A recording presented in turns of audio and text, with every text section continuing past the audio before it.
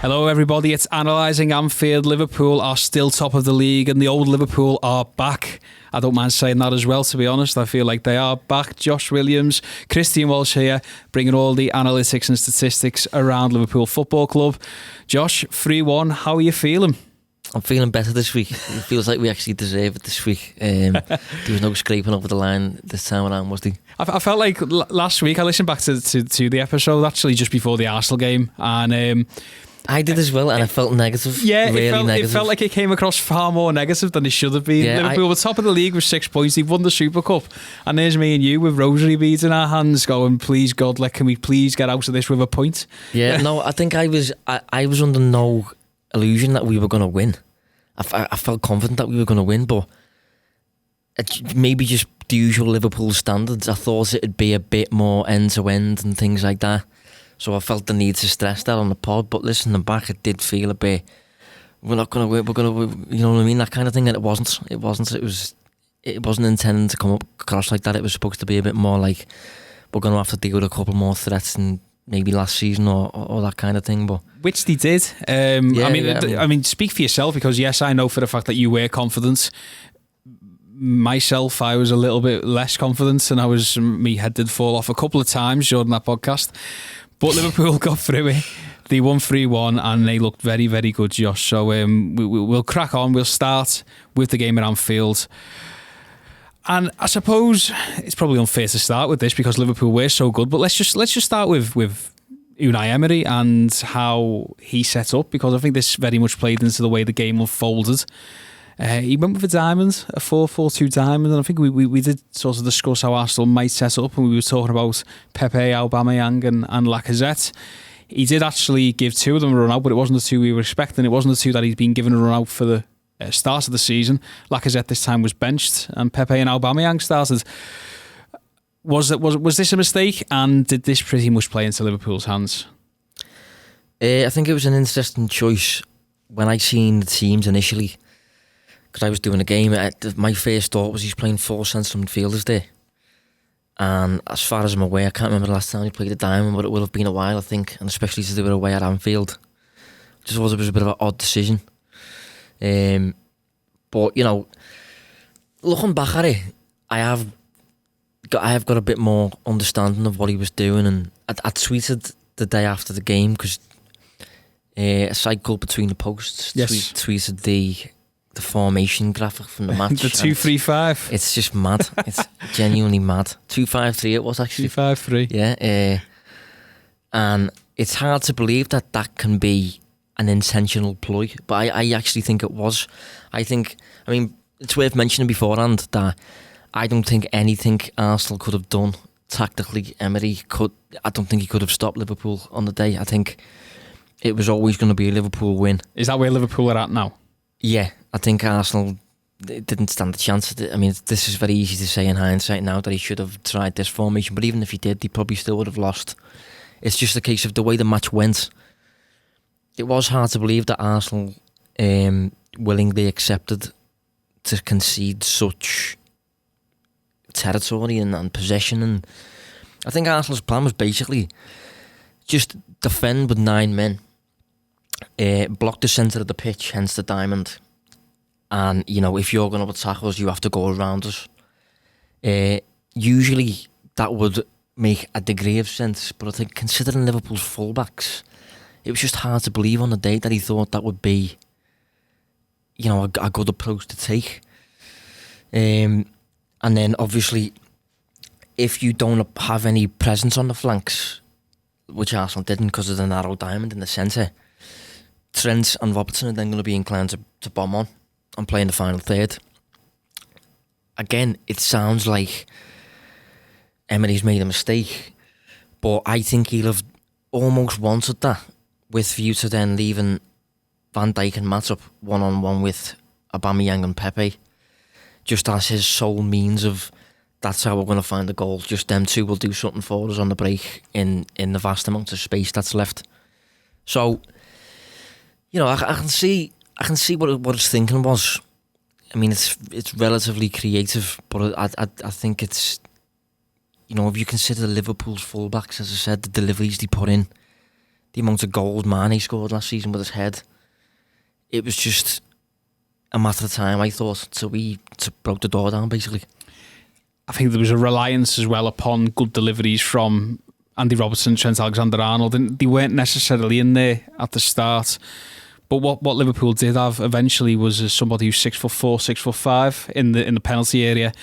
You know, the one thing that, don't get me wrong, Sadio Mane is fantastic in the air. Firmino's no slouch, and Salah scored a couple of headers himself, and he could have scored one himself in the second half. But from a set piece, Joel Matip rises above everybody else, and that was the difference, really, wasn't it? In terms of maybe Emery was hoping for the deliveries not to be on point, which is a big risk considering the assists that Robertson and Trent got last season, but also that the strikers, it takes two players to make a good cross, is what I'm trying to say, I suppose. It's got to be a good delivery, and you've got to have a good run and a good contact on it from the striker.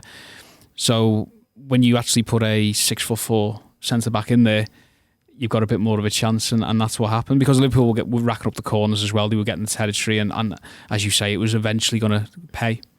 Yeah, well, we attacked with 8 men for the majority of the match, just using, you know, the inside left, the inside right positions to just absolutely pepper the box with crosses. And it got to a point where it was getting a bit silly. I've got the numbers on it here, actually. So I looked just over the course of the past year. One match, we've hit more crosses. We hit 30 crosses during the match. And we've only betted that once. And we actually talked about it on this pod. I'm not sure if you remember the game. I guess, or Watford. Nope. Not Watford. 5. It was away, I'll give you that one. Everton? No. United? No. Go on. Fulham. Remember? Yes, Scott Parker had a similar approach, whereby he let Trent and Robertson just do what they want, really. Because they basically packed the centre. Yeah. And again, a similar game. We just peppered the box with crosses. And I can't really remember the opening we got on that day, actually. I think it was an open play goal. It was Mane. Yeah. Mane sort of down the left. Yeah. I think I remember, yeah. With 1-2 with Salah, if I remember rightly. But it was just a weird game to watch, considering two technically top 6 teams, but one just absolutely dominating the other. And because of the areas in which we were crossing from, Arsenal could only head their clearances back to our feet, really. Second balls were a big thing. Would just come again.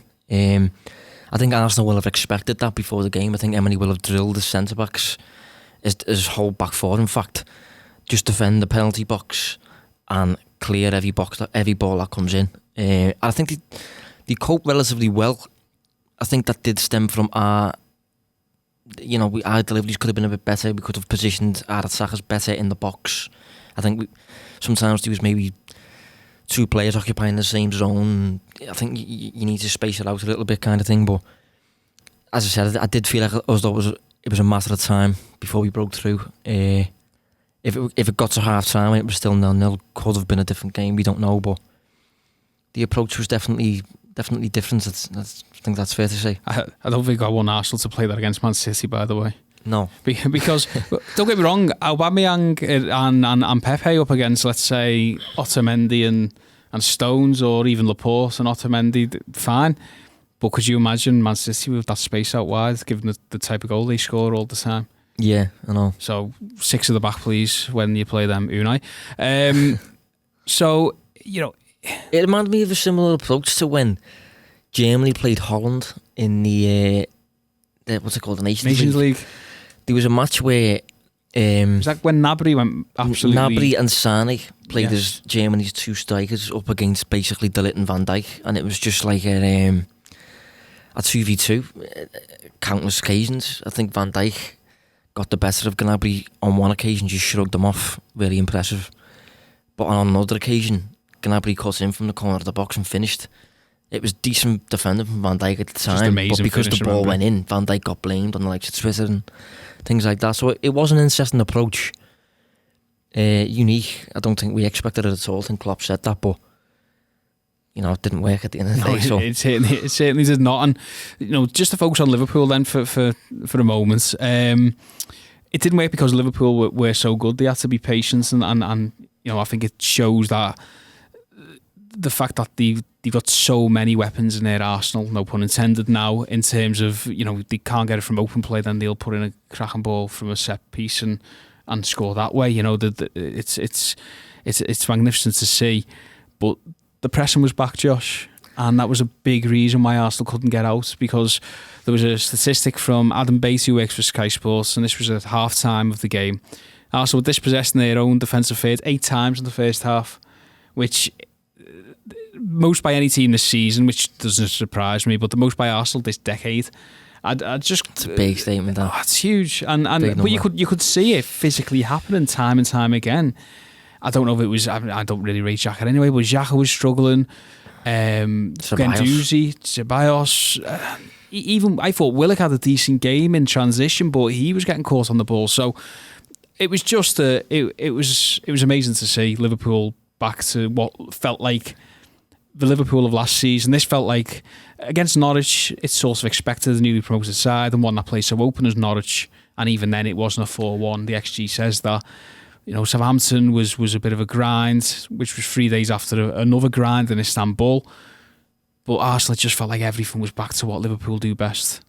I think you can tell we had a week off. Yes. And, gradually since Klopp's arrival at Liverpool, season by season, we've gradually pressed a little bit less. Only, barely even noticeable, but just a little bit less as a means of being a bit more of a controlling, managing results kind of side. It's around a pass per PDA, isn't it? It's something like that, yeah. There's not a great deal in it. It's not massive, but it is marked. But the way we used to press like maniacs, we don't seem to have... Well, we still do it occasionally, and this was one of those occasions. This was one of them where we fully demonstrated the high press in all its glory, whereby we press right up until the goalkeeper, really. The PPDA doesn't really capture it, because there was portions of the match specifically when we got 3-0 up where we just, we stopped really being so intense because we didn't really have to. But just in the early stages of the game, you could tell that the plan was to really just fluster them, really put them under pressure, make them make countless mistakes. And I think when you're facing teams that are inclined and dedicated to build up from the back, nice possession football and all this, but you don't specifically have the personnel at a level to cope with a really high intense press, it just goes bad, basically. I'm just thinking of players like maybe Socrates, maybe Monreal, Maitland-Niles.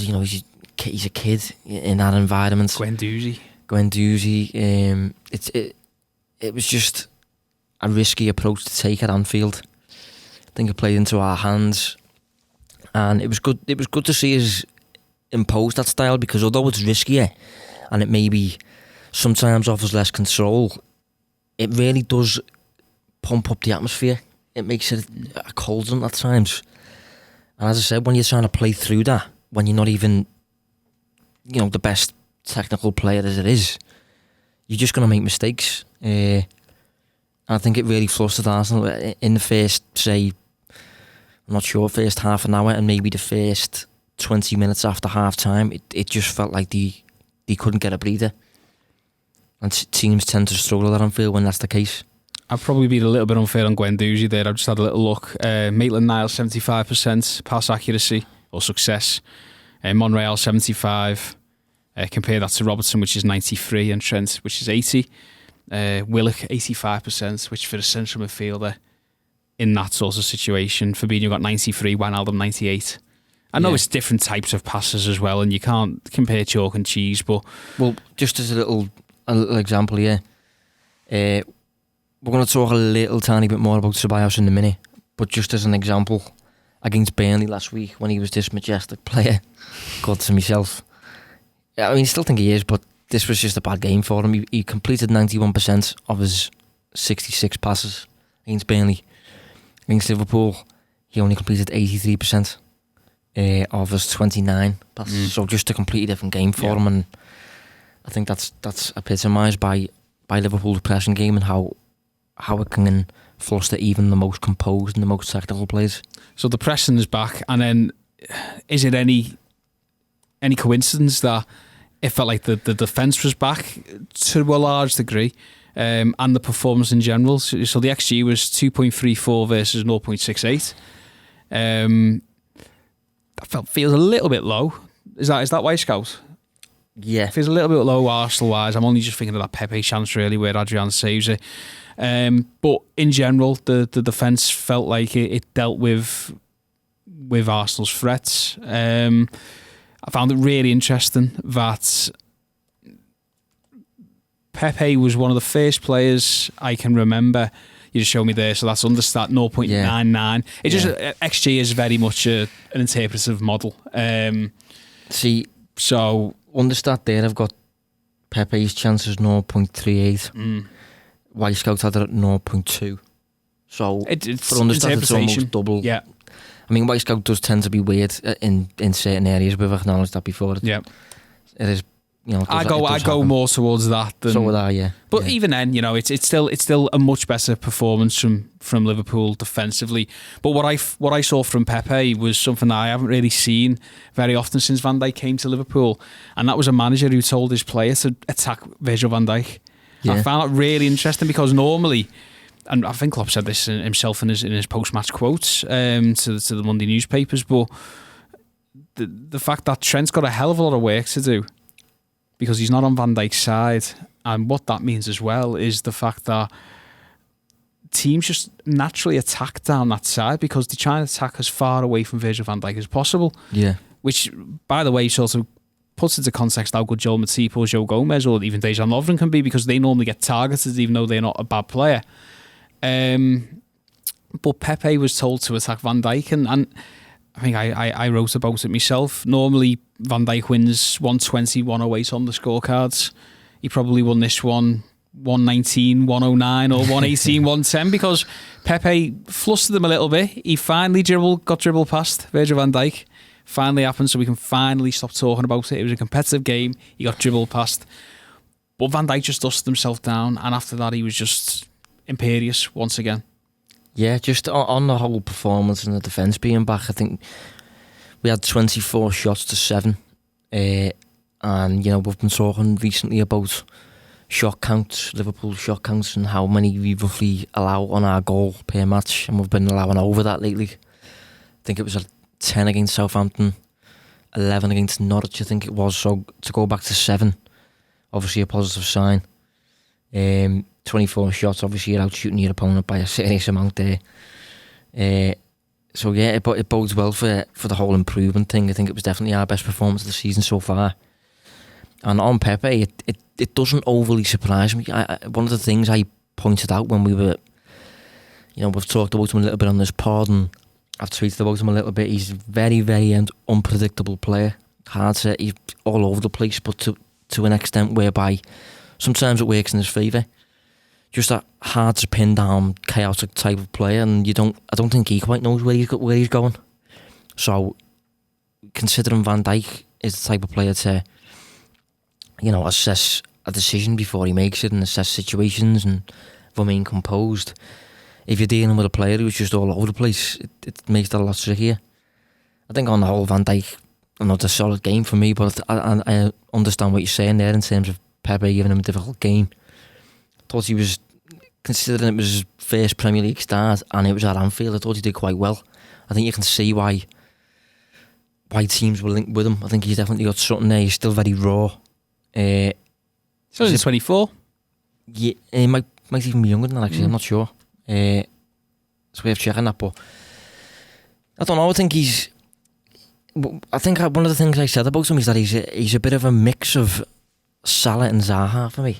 He's like a really erratic dribbler, but he's also got that end product type of thing which he didn't showcase at Anfield specifically. But he's definitely a player to watch. He's definitely a player who's going to cause us problems probably when we return for the second visit at the Emirates. But yeah, it was interesting to see him get a start at Anfield. He is 24, so he's got a not long turn 24. He's 24 and a half, if you will. So he's got time on his side. Just what did we think about Ceballos? Because I think we said, didn't we, that the idea that if you press him, don't give him time to get his head up and play around the high line and pick out Aubameyang and Pepe. And it felt like that was very much an instruction from Jurgen Klopp, because he didn't get a moment's rest. No, he didn't. I think he would have really felt the intensity in that match, because I'm not sure he's completely fit at the minute. I'm not sure he's at absolute full fitness. He arrived at Arsenal quite late in the window, and you know, as I said last week against Burnley, he was superb. He was just dictating everything, controlling everything. You know, governing proceedings on the pitch. But we did say that at Anfield it's going to be a different. It's just a different proposition. So 66 passes against Burnley, 29 against Liverpool. 5 dribbles attempted against Burnley, only 2 against Liverpool. 3 shots against Burnley, 0 against Liverpool. And I think for the most part, he was just chasing shadows. I think one thing I pointed out last week is that he dominated Burnley and dominated the play without being mobile at all. I said last week he's quite slow, and I think that was really evident against Liverpool. I think he was very much chasing shadows, 2 steps behind everyone else, and just not mobile enough really to compete with what he was up against. I think he'll improve, don't get me wrong. I think he'll generally be a good player across the season, but it was just a really, you know, the polar opposite type of opponent he wants to face usually. I think also what you got to look at, he played around about 1,300 minutes in the league last season for Real Madrid, and then in the Champions League he didn't emerge against Ajax, and he played 5 minutes against Roma, and then the full 90 away to Moscow and away to Victoria Pilsen. This is a team that he's not used to facing. Yeah, without doubt, yeah. And it can be a real shock to the system. I think that's why Liverpool do so well in Europe, to be honest, which is probably a good segue. But it is. I think Liverpool's the tempo at which we play, and I think Klopp come out with a quote after the game as well. Absolutely spot on quote, I thought. He said our identity is intensity. And I think that was just it sounds a bit cheesy, don't get me wrong, but I think that's like a WWF wrestler slogan. I think it's very much true though. It's spot on for me. I think the main thing that teams struggle with when he faces is just the speed and the aggression and the fitness levels that we demonstrate. And I think Ceballos, more than anyone on the pitch, probably is a really shock to his system, I thought. But before we move on to Europe, one thing that was probably a shock to the system was when he saw Roberto Firmino do whatever he did to him.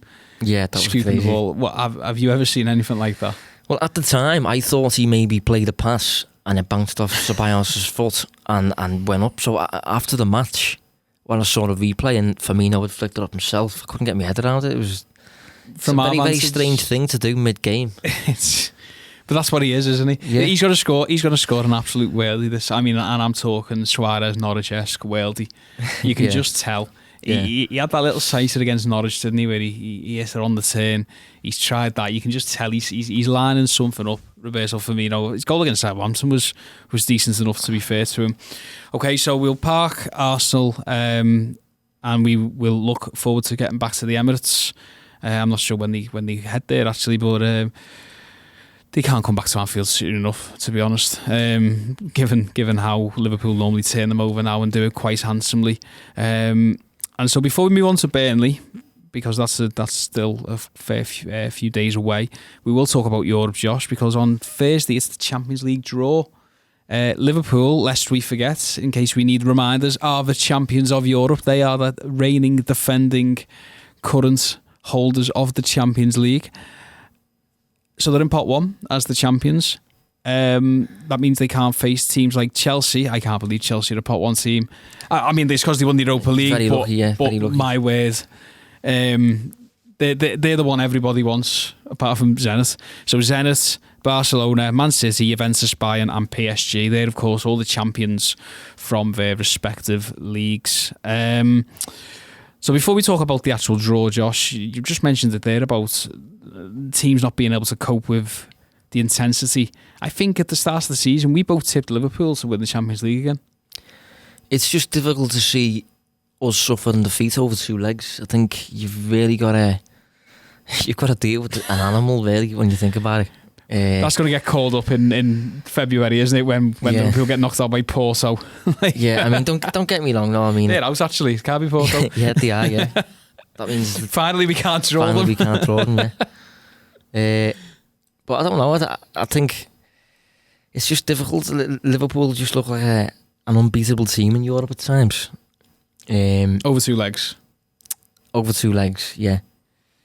And I think, don't get me wrong, the top teams in that pot 1, any of them can defeat any of the others, really, just based on the individual player qualities. Are we having Chelsea there as well? Except Chelsea and except Zenit. Yeah. I think I'd rather play Chelsea than Zenit, to be honest. But on the day, all those top teams have enough quality in individual numbers to just decide games single-handedly. So, you never know. Champions League's a difficult one to call just because it's knockout. So you can't really predict that accurately. But I do think Liverpool have got a solid chance this season. I think we're one of the major scalps that opposing European teams look at, and that's Liverpool. I think we've very much got that order about us now, whereby we've reached 2 finals in a row, won one of them. Klopp's yet to be beaten in Europe over 2 legs by as Liverpool manager, and it's just the kind of thing that gradually European teams start looking at you and thinking like, we want to defeat this team, we want to beat the teams to knock them out, kind of thing. How much do you buy into this whole theory that so Liverpool play a team like Bayern Munich, and a team like Bayern Munich aren't necessarily used to the intensity of Liverpool? You play a team like PSG, and certainly in the first half of the first game really at Anfield, PSG were blown away by what Liverpool were trying to do to them. A little bit different in the second leg. Even Barcelona, that was a special night, and something a little bit more than just tactics and that kind of thing. Underlying numbers beats Barcelona that night. I'm absolutely certain of it. But there is Barcelona couldn't deal with what Liverpool were doing for 90 minutes against them.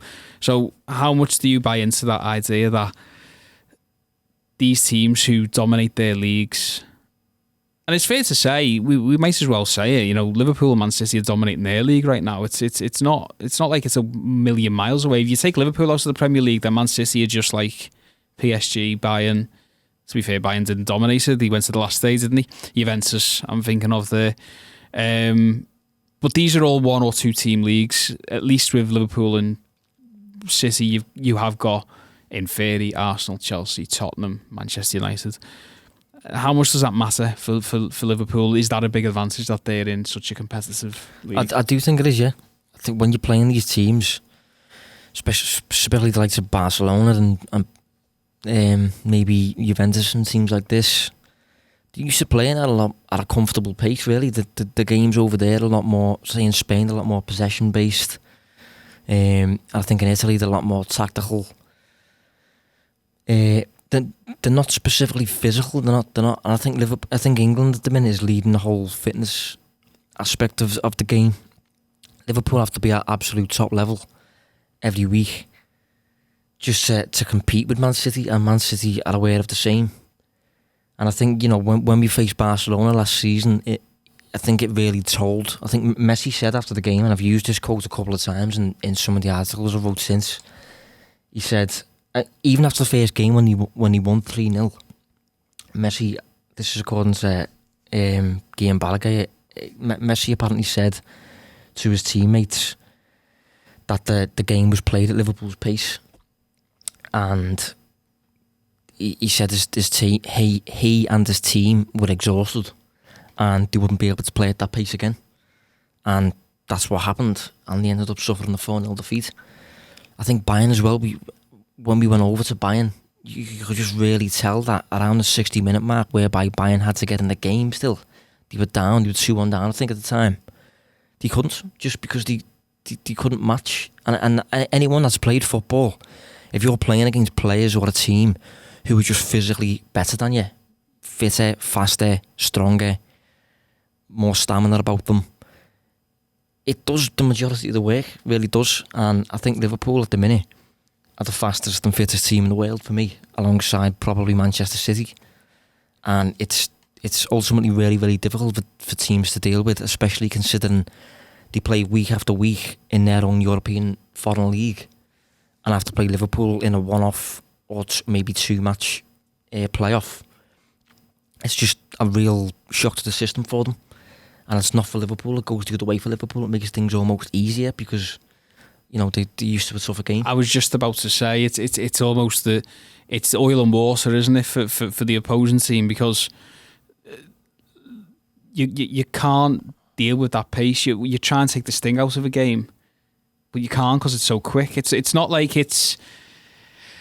I'm trying to think of an example here. It's not like when Bayern, for example, the German teams, Klopp's Dortmund and Bayern of you know, sort of 2013-14, and you know, the way that you'd maybe sort of, I know they got to the final, but then the year after, what you found when teams played Bayern and Dortmund was that they didn't give them the space in behind to counter-attack. They knew that Robben and Ribery, for example, would counter-attack that space. They knew Klopp's teams could do that to you as well. So they play, and I think Dortmund got knocked out by Juve, who just played with a very deep block, and I can't remember who Bayern got knocked out by that season. But it's that idea, isn't it, that you play a team against a counter-attack where you don't give them space behind. You play a team who are good with possession football, then you try and disrupt them. You play a team who are fast and fit, what the hell do you do? Because you can't keep the ball because they'll get the ball off you. You can't go long because they're too quick at the back and they'll retrieve it. So it really does feel like Liverpool and City, to be fair, have got the best of both worlds at the moment, whereby they can't be played against, and their style is also much better than anybody else's. Yeah, I just don't think. I think Liverpool have reached the point whereby we don't really have a weakness. We have under Klopp in the past. There was a point where we went through a phase where like we were just very much a transition team. And if we played a side that weren't willing to give us them opportunities, such as Burnley, maybe Crystal Palace, those teams would try to do it against us. We'd struggle, and there was a period where we lost a couple against like counter-attacking teams that are willing to sit deep. I think now, no matter what the match scenario is that we're presented with, we just seem to come through it. We seem to find a way. We seem to find a solution, and I think that's one of the reasons we do so well in Europe, because we're so adaptable to different match scenarios. Obviously, if you're playing a two-match playoff tie, you know, knockout kind of thing, you have to consider game state a lot in those moments. You know, if you have a lead, if you're behind on away goals, whatever it may be, Liverpool are just so adaptable, so interchangeable in what they have to do. So many versatile profiles in the team that they can do that. I think that's one of the reasons, I've said this before, that City suffer a little bit in Europe. It's because they can't have things in such an ideal way in Europe. You're playing against teams that are better than that. You're not playing against a Bournemouth or a Palace or a Brighton who are going to, you know, effectively be scared of you. You're playing against teams that are willing to have a go. Teams that can actually have the quality to get in behind you, such as, you know, I'm thinking Lyon last season. Lyon managed 2 results against them just because they've got the quality to play through them. So Guardiola's control and governing style of play can't be imposed as effectively as it can in week to week in the Premier League. So I just think Liverpool are really ideally suited to playing in Europe. And for me, you know, we've got exactly the same team really, plus Ox, who should come in handy against the likes of, say, Napoli. I'm thinking away, PSG away, when we didn't have an Ox, did we? So I can't see much changing in that regard. I can still see us once again just being a really difficult, horrible team to face in Europe. And I think it's no coincidence that so many opposing players and opposing managers have come out last season and said, you know, in not as many words, we don't want Liverpool, really. I mean, people make out that us as Liverpool fans are overplaying that type of thing, but it does happen. Opposing teams want to avoid Liverpool. It is a true thing. It's not, you know, not a myth or a false narrative. That's a true statement that teams don't want to face Liverpool. So I can just see us being as effective as we usually are in Europe this season. Am I right in thinking as well that since the Dortmund game in 2016, I've just tossed it up in my head, 15 home games, I don't think Liverpool have fallen behind once. No, we might not have. In Europe? In Europe. Yeah. No, I wouldn't even surprise with that. That's worth checking. So you got Hoffenheim, you've got Spartak Moscow, Maribor, Sevilla. They went behind against Sevilla. They might have, yeah. They went I behind was against at that game. Sevilla. Yes, they went 1-0 to Sevilla, 2-1, then 2-2. Yeah. So they went behind to Sevilla. Sevilla was the last time they went behind at home in Europe. Yeah. Which is, again, just shows you. Let's say, it's almost like AD and BC before Van Dijk.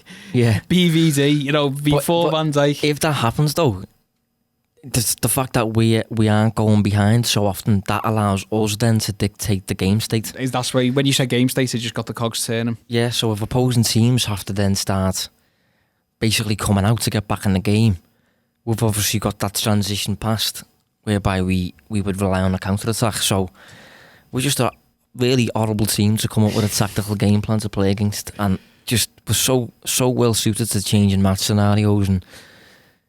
And to be honest, some fans mightn't even want to hear this, but it reminds me a lot of peak United under Ferguson, because people talk about that United team being super attacking and all this, but what United were at their best were just complete pragmatists, basically. Whatever the match scenario was, they would adapt and play accordingly to what, and they had the profiles to do that.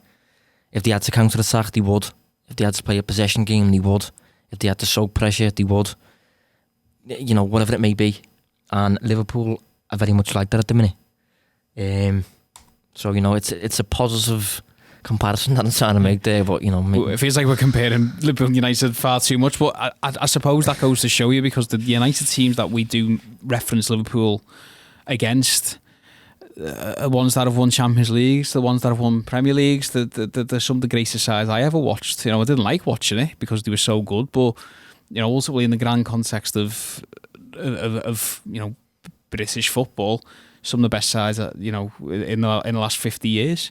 Yeah. So it's not a bad thing to compare them with Man United. I know you're not meant to say nice things about Man United, but if I was a bad comparison. If I was comparing to the current United side, then absolutely take offence. Take offence all you want, but I'm comparing this to the United side that effectively dominated England for 15 years, whatever it may be. So just very, very quickly, I suppose then, because we're recording this on Tuesday, the draw isn't until Thursday, the pots don't get finalised until some of the qualifiers are all the qualifiers are finished by Wednesday night. And given what we've just said, who do Liverpool want to avoid? As the answer is nobody. But in general, you look at those pots. So I'll just run down at the moment some names who will definitely be in pot 2, pot 3, pot 4. So in pot 2, teams that will definitely be in there: Real Madrid, Atletico Madrid, Borussia Dortmund, Napoli, Shakhtar, Tottenham. They can't get Tottenham, and Benfica. They could possibly get Ajax as well there. Pot 3 teams that they can definitely get. Roughly, just a few names here: Leverkusen, Red Bull Salzburg, Valencia, and Inter Milan. And then pot 4, again, a couple of teams that they definitely will be in pot 4: Lille, Atalanta, RB Leipzig, and Galatasaray. So just a few names there, just throwing out. Are there any names there that stand out as ones that you do want, ones that you don't want? The names that I don't want would be, and this is, I don't think Liverpool have very many weaknesses at all. So when I say I don't want them, it's not as in the past. Worst case scenarios. Yeah, I think I'd like to avoid Galatasaray for obvious reasons. Yes. Atletico Madrid, I think I'd like to avoid. I'd like to avoid Inter Milan, just because Antonio Conte is a horrible manager to face. That would be a horrible group, wouldn't it? That's crazy that Liverpool could get that group. Yeah, that would be a horrible group, that. I'd want to avoid Napoli, I think. After last time. Yeah, I think Salzburg would be a really interesting little tactical battle. They're a very modern side in the way they play the game, and they're run by obviously Red Bull, and they've got their own identity of how they play the game, and it's a very close identity to what Jurgen Klopp believes, to be honest. So that'd make for an entertaining fixture. Is Hasenhüttl from there initially? I'm not sure he was from Salzburg. We got him from Rangnick, was he there? I know Rangnick overseas it all, yeah. Marco Rose was from there. He's now at Mönchengladbach. Hasenhüttl come from Leipzig. initially. They've sort of got that weird, well, it's not weird because they are the same club basically, but they've got that tier system. Yeah, where, it's just a brand. They've got a brand going. I think it's very clever what they're doing. They've just got basically football teams that represent the energy drink. Yes. With that being, an energetic style of play, very vertical, very attacking, that kind of thing. What you also see is that some players who explode, including Sadio Mane, come from Salzburg. You look at them, you go, where did they come from? And then, of course. He was Leipzig, wasn't he? So this Red Bull have obviously got a good scouting system at least. I think I wouldn't mind Real Madrid. Nice. Did a nice little revisit that. I think that I'd like to see that. I'd like to avoid Shakhtar just for obvious reasons, but it's just unnecessary travelling, isn't it? Benfica would be nice. Benfica would be fine, yeah. I think Valencia would be fine. Most of them would be fine. Atlanta would be ideal for us as well. Nice possession game there. Dortmund would be an interesting one. Maybe we can show Sancho what Anfield's like on an Anfield European night. But yeah, there's not that much. Ajax as well. I'd love to face Ajax. That would be great. There's no one to fear necessarily. Go on. I was going to say what you don't want is a situation that they had last season where they did scrape through. They are a 94th minute Alisson Becker save away from going out of the group stages, and they've got Napoli, they've got PSG, and they've got Belgrade, which were some tough atmospheres to play in. Yeah. Some mentally draining games to play in. Some pretty intense games to play in. And it also leads to that situation where, because of the way the fixtures worked out, they had that ridiculous run where it was, Tottenham, PSG, Napoli, Chelsea twice, Man City, in a 5-game spell. I think maybe Southampton was there sort of as the buffer at some point. But they don't have to fear anybody, Liverpool. But at the same time, they don't want to get 3 absolute terrible teams.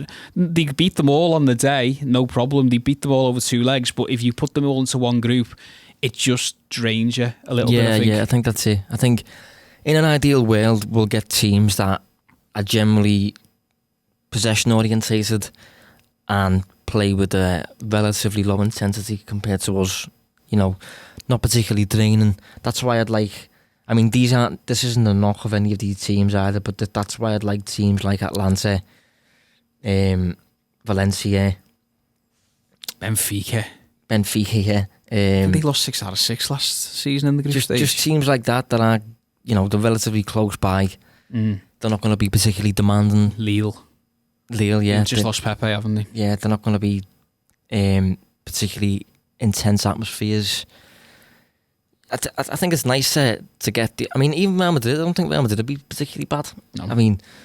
It's close by. Real Madrid haven't got a particular brand of football whereby they're all over you and things like that. They're just a team of superstars usually. So yeah, it's nice to get the odd what's the word, Hollywood match kind of thing in the groups. But I'm more inclined to just drift through it if we can, and then save those kind of matches for the knockouts. Exactly. Especially because if I'm remembering rightly, Liverpool have got a couple of really big games either side of Champions League games. I think they got Manchester United away, they got Chelsea away.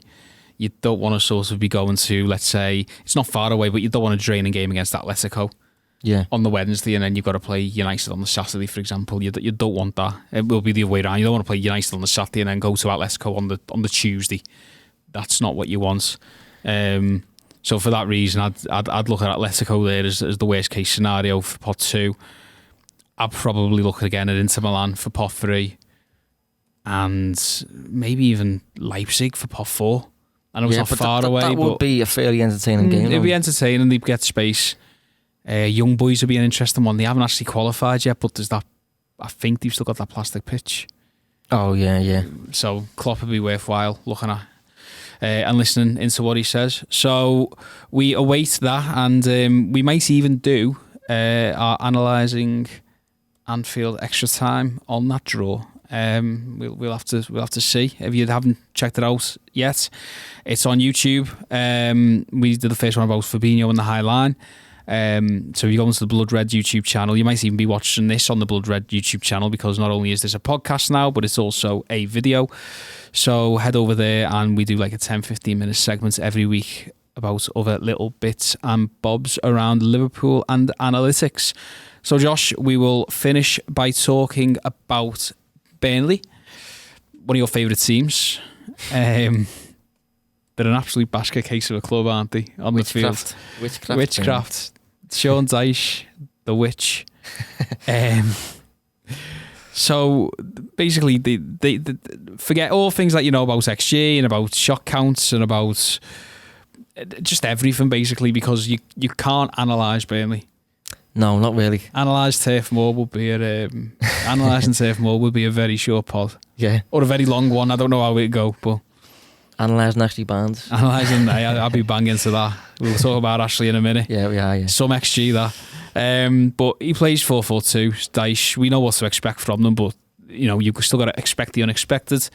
So conceded 1-3-1 at Turf Moor last time. Traditionally a tough place to go. Well, Liverpool have won the past 2 games there. But conceded from a sloppy set piece last time that Liverpool faced them. So what are you expecting from Burnley? I'm expecting what we know from Burnley. It's you very much it's what it says in the tin, really. I think with Burnley, on that point though, where we conceded last time, we conceded first. That's one thing you really don't want to do against Burnley. You don't want to concede the opening goal. You want to ideally take a lead if you can. I think Naby Keita started that day as well, and I think we also set up in a 4-4-2. We did. Which was Milner and I think it was Milner and Keita. Yeah, Milner scored as well. That was a strange little move. That was during a period where I think Naby played on the left a couple of games in a row. But yeah, Burnley just a standard team that tends to overperform what they're expected to do. Really, they seem to allow as many shots as you want against them, but the shots that they do allow are very rarely clear cut. In terms of XG per shots, it's generally the shots that they're conceding shouldn't really go in most of the time. For example, they allowed 617 against last season. That was bottom of the league, and that was 60 more than Fulham faced. Usually that team would get relegated. It's just not a good thing. You don't want to be allowing that many shots on your goal. It's just not a good performance in the case. But for whatever reason, every season Burnley managed to just get away with it, really. So they're an interesting side in that regard. But it's just very much you know what to expect. It's just a direct team. Most players behind the ball, long balls towards the 2 strikers, and big focus on set pieces. I think that's what we can expect really. I mean, they were all right against Arsenal, but then they were pretty bad against Southampton. They should have drawn every match so far. What they're not going to give you is pressing opportunities. Yeah, they haven't actually won a shot count yet. I think they drew the shot count with Arsenal, 15-all, I think, but lost the shot count to Wolves and lost the shot count to Southampton as well. But they seem to just find a way of getting results. The best pressers that we are, I saw a graphic today on it was Opta graphic, and it was the XG that you've created through pressing. And it's only 3 games in, of course, but Liverpool are top currently. Just the XG, the shots that we've generated through high pressing moments. The XG that Burnley have conceded from pressing moments, do you have a guess? 0.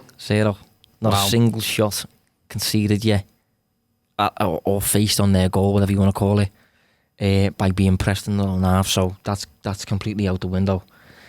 We're going to have to find another means of creation, really, rather than our usual pressing approach. We're going to have to play a possession game kind of thing. But with us being, better at that than we used to be, it shouldn't be that much of a problem, providing we manage to cope with the physical threat that they're going to pose and their 2 strikers. I wrote an article actually a couple of weeks ago. I think it might have been last week actually. I got contacted by our Burnley man, I didn't even actually know at the time we even covered Burnley. So it's the first article, the only article I've actually wrote for Burnley since I've worked at Reach. And he asked me, can you write an article on whether Burnley are actually a long ball team? It was an interesting take, so I took it on board. And they are. There's nothing weird there. They do play the most long balls in the division over the course of a full season. They're pretty much doing that again this season. But one thing I did notice at the time was that from a Burnley perspective, it might not feel that way because pretty much every team they face seems to also become a long ball team when they face Burnley. Right. So it was just an interesting thing I gathered from it. So from a Burnley perspective, you'll be looking at opposing teams and thinking, they're hitting more long balls than we are, but Burnley is still a long ball team in the division. They're just forcing other teams to play that way, which is admirable, I suppose, but hopefully that's something we can get away from. We can play more integral football on the floor. But, you know, it remains to be seen without the likes of Naby Keita involved, and maybe we'll have to have Ox running in midfield or something like that, but it's going to be a difficult test, as it always is. What will make it an even more difficult test is Ashley Barnes. He's one of my favourite players at the moment, Josh. He's one of mine as well, you know. He's really good. he is really good. I'm gonna get his XG up. Well, I'm gonna get his XG up from last season and this season. He's an absolute finisher. He doesn't get talked about enough. At the minute, he's played 3 and he's scored 4. Yep. He's had at least 4 shots in every match so far. That's against who he played: Arsenal, Southampton, and Wolves. At least 4 shots. Now, 4 shots. Salah averaged over the course of last season something like, I think it was 3.5 maybe a match. So for Barnes in a defensive, well, predominantly defensive team, to be posting 4 shots a match, that's impressive. But having said that, he only averages 13 passes a match. So he's not involved at all. Yeah. He's just very, very dangerous when he is. So he's that type of player. He scored 12 last season in 37 games. But his XG was actually around 13.5. His XG per 90, so he was underperforming last season. His XG per 90, we'll dismiss the likes of Chong, Crouch, Greenwood, Foden. I don't think they really played enough minutes. I'm not having Morata either, to be honest. But you've got Aguero, you've got Vardy. This is XG per 90. Aguero, Vardy, Salah, Kane, Callum Wilson. And then you've got Jesus, he's up there, Aubameyang, Lukaku. All top 6 players. Ings. Danny Ings. He said he played, didn't he? The minutes isn't great. He's got bigger. Chicharito, but again, minutes not great. Sterling and Ashley Barnes. And then you've got like Mane. So Ashley Barnes is just above Mane, Pogba and Firmino. So those names that I've just read out, you can put an asterisk next to the likes of Ings and Chicharito because they're not necessarily playing minutes. Ashley Barnes is playing a lot of minutes there. Yeah. And he's gotten basically an XG of a goal every other game. One thing I will say though, I think I'm not sure he's performed well against us whenever he's played us, and I think that may stem from the fact he tends to play as the right-sided striker. Yes. Up against obviously Van Dijk. Big so verge. maybe that's nullifying his effect a little bit, but he is a player who generally tends to be very uninvolved, but whenever he is, he's just very productive. He's very efficient in the way he operates, I'd say. Dangerous player, and obviously one that we'll have to take care of. 2 shots against Liverpool, let's say, from all last season. XG of 0.71. Must have been clear-cut ones then. Must have been. Played 89 minutes against Liverpool at Anfield. 0 shots. Yeah. But as you say, in terms of the assists and key passes, just it's a wasteland.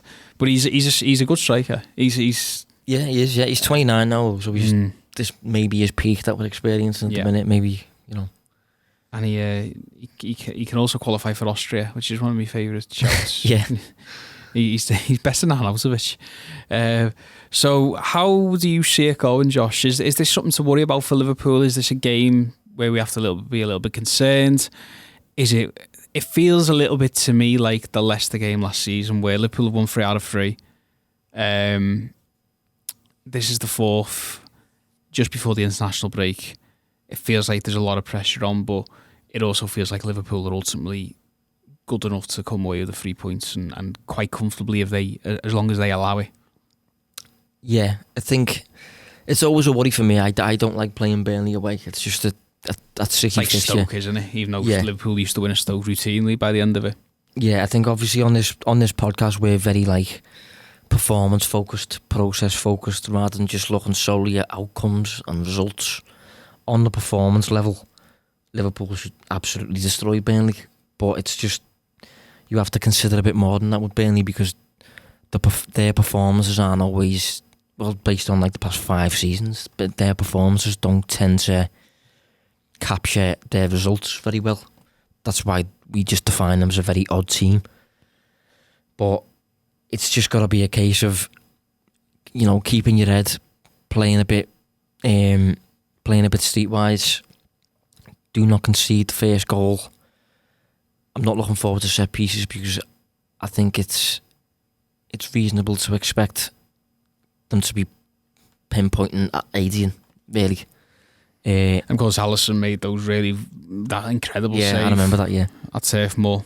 Yeah, so just don't concede the first goal. Take care of your set pieces, basically, if you can, and just keep plugging away because they will allow. They usually allow you to have plenty of shots. Really, you just got to make sure you're having good ones. Really, but just easier said than done against Burnley. But I'm not gonna bet against anything but a win. I can see us winning the game, but it's just never an enjoyable fixture against Burnley, I'd say.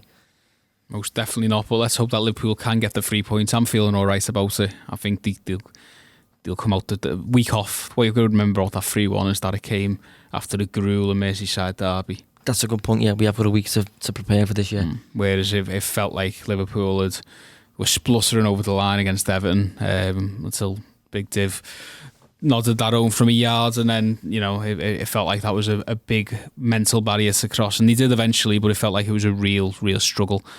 So thanks very much for joining us this week, Josh. Again, if you like this on podcast, then make sure you download all of our other podcasts as well. They're all a little bit different. They're all something for everybody there. And also, if you like this on YouTube, then by all means, give us a subscribe. And watch out for Analysing Anfield Extra Time later in the week. Next week? Might want to point out next week. Next week he'll be away. So give them a fair warning this time. Yeah, exactly. Not going away for 5 weeks, finding yourself in Bali. But you are we will have it next week. Yeah, it'll just be on the Friday. It'll be a later episode. Yeah, it'll be a later episode on the Friday. So don't worry if there's no Analysing Anfield on Tuesday, Wednesday, Thursday. It'll be on the Friday, providing that. Where are you going?